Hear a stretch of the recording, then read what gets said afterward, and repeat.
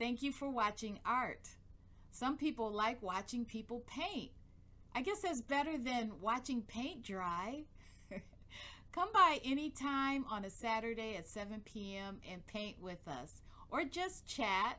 We have a lot of fun. A lot of people that follow my channel have chronic pain and are trying to enjoy art again without getting overly exhausted or tight and sore.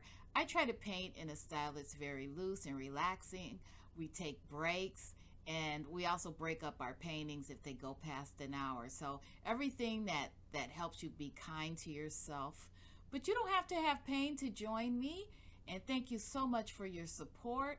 YouTube is making it quite tough for small channels to survive or get any kind of support by the advertisers.